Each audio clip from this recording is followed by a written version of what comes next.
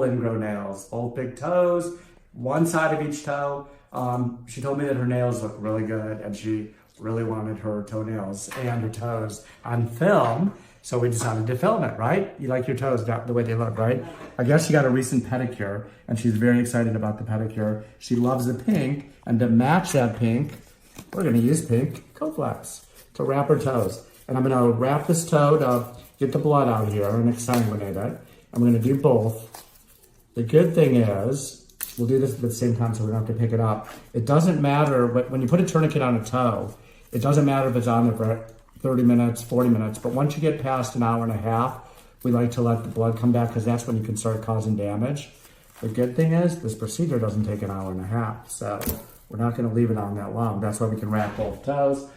But I'm not that ambidextrous that I can do both at the same time, so we're gonna do one toe at a time. Which one do we start with? Eeny, meeny, miny, mo. Let's see this one right here. Oh, this one, okay. So the patient wants us to do this one first. So let's open this up, and then we'll test you to make sure you're numb too. I numbed her up, but when we were putting the Betadine on her, she said that it may not be totally numb, and we're gonna find out right now. And the way we judge that is how loud the patient screams. If she screams really loud, then we know that it's not numb. If she screams sort of loud, then we know that it's kind of numb. So we're gonna test her right now. And it's this side right here that we're doing. She told us this side does not hurt her. And you can see, by the way, see that little hump there? Don't know if she bumped the toe or that was from a pedicure. Did the pedicurist ever cut? Oh, she did. That's what it looks like. It looks like you got cut by a pedicure. Yep. You can talk. You can say whatever you want. Oh, okay. Yeah, there you go. Oh, she speaks. Okay. But that's what it looks like. It looks like you got cut by whoever did the pedicure right here, and then it healed in. And I'm sure on close up you can really see it. So that's why you got to be real careful when you get these pedicures, because it really is easy to be cut. I went with my daughter one time and she got cut. And I got cut. So did she. And I know this person was being careful because they knew that I was a podiatrist. They still cut me, so you got to be careful. Okay, let's look at this again. We're going to test you here. This is the scream test. Any pain? No scream. No? Any pain? No. No. Okay, cool. But this side never hurts you, right? Nope. Okay, cool. Let's do it. So we're under the nail here. We loosened it up. Now we're going to take it out. And I like to do one at a time instead of going back and forth, and you don't have to keep track of what you did on these. Actually, let's go under the edge here. Now, she was concerned with the look of this too, so we're gonna try to slide this slowly. I'm gonna have to clip a little first to get it more under. Otherwise, if I slide it, even though I loosened it, it still can loosen the entire nail afterwards. And then when the toenail drains, the drainage will get under that nail a little bit and it lifts the nail, so it's kind of mangly for a good 6 months while it's healing. See, that's perfect right there. It's just enough to get the ingrown out, and now we can clamp onto it and pull it out of there. So I'm gonna follow my path here. And again, no screams, so that's good. I'm right on top of the entire piece of nail. So you can see this one's a smaller piece than a lot of times than we normally take, but you're gonna see, let's find out what's in here. So we're gonna turn this, and as we turn, we're gonna pull. I've got a nice good clamp on here. So we're gonna pull that up, there it is right there. That's the part that's really getting her. Now, she had a pedicure, and I think the pedicure person tried cutting this out, right? Because I can see how it widens at the bottom. That's the part that was growing in. Take a good look. See how impressed I am? Look at the look on my face. That's an impressed look, see? That means wow. Okay, so it's in there pretty good. So let's clean this out now. And see, there is a little piece of skin here that we're gonna pull out. And people ask why we grab it. The reason we grab it is because the leading edge will actually come right off of there. If I grab it with the hemostat, and you can see, it just follows the line. It's already demarcated for me. See how perfect that is? Comes right out, nice and clean. That looks almost as big as the nail. Again, a very crazy look on my face because this is a crazy piece of skin. Okay, enough with that. It's not that funny, actually. No one's laughing. Okay, let's go ahead and do this. But yeah, did you see that? That's a big chunk of skin from the, that's chronic ingrown nail will cause you to get like a callus on the side of the toe. That's what that is. This is the chemical, so it won't grow back.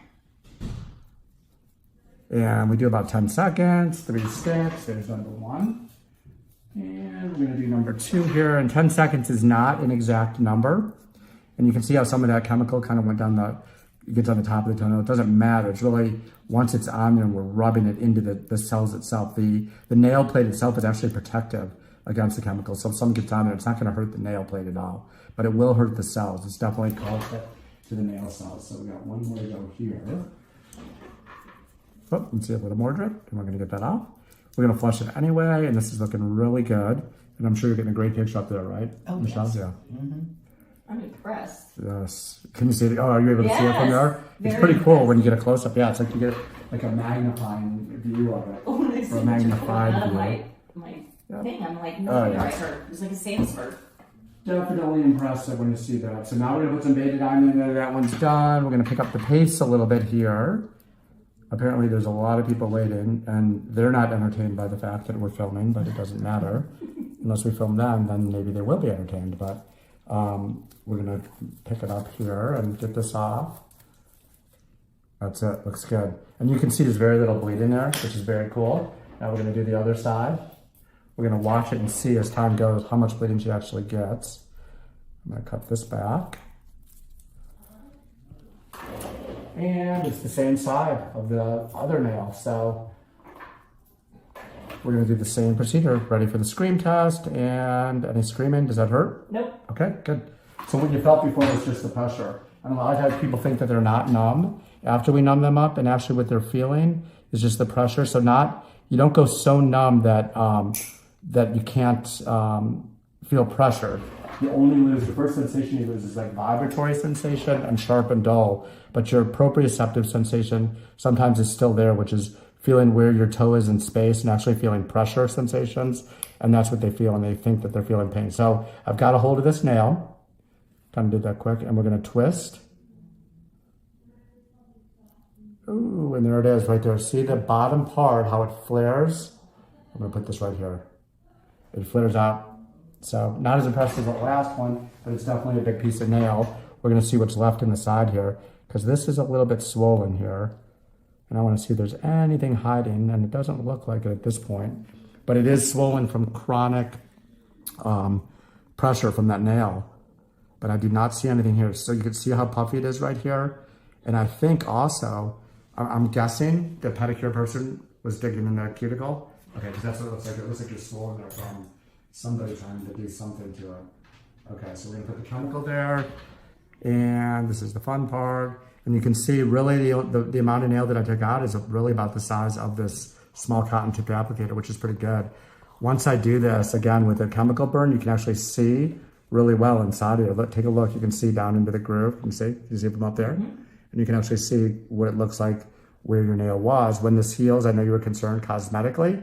This is gonna look great. This is gonna move over like that. You won't even be able to tell. It'll be really difficult to tell if that someone took a piece of nail out of there permanently. So it'll look good. Then you can paint this one pink too. You can have 10 pink nails instead of 8. So this little piggy that goes to the market can have pink toenail polish on it. Yeah, the other one had more skin. Was that because of maybe the pedicures? It could be, yeah. But also, I think you're right. One was more chronic. Do you remember when you came in last week? Did you tell me that one was more painful than the other? This one's more painful. Oh, interesting. Okay, because I would have thought it would be the other one. The other one was more chronic looking. It's chronic looking because you have that callus on the side. Right. And that's how we know. Okay, this is nice and cauterized, and it looks like we've killed the matrix there. So now we're going to flush it. Very cool. And we're going to put some, this one here, we're going to put some betadine on it, just like the other one. And then I'm going to have you kind of zoom out, Michelle, and look and see this one here. See how it's not even really bleeding. And that's because we have epinephrine in the shot. And we also had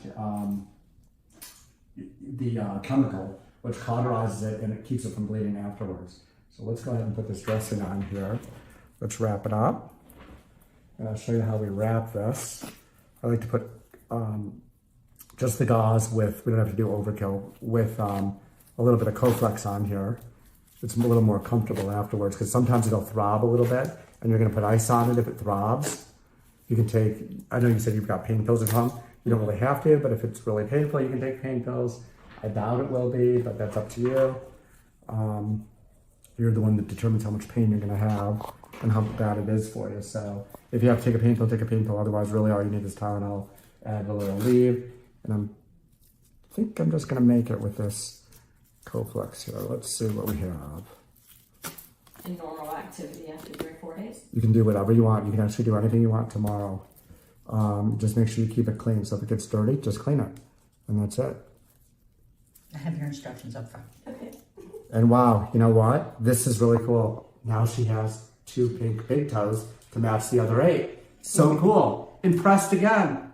Yes. Wow. And that's the end of the video. So if you like what you see, subscribe to our channel. We'll always have more really cool videos. Maybe something different. Maybe something new will pop out of the foot. Someone will come in with some crazy foot condition that we haven't seen in a while. We'll have a really cool video for you.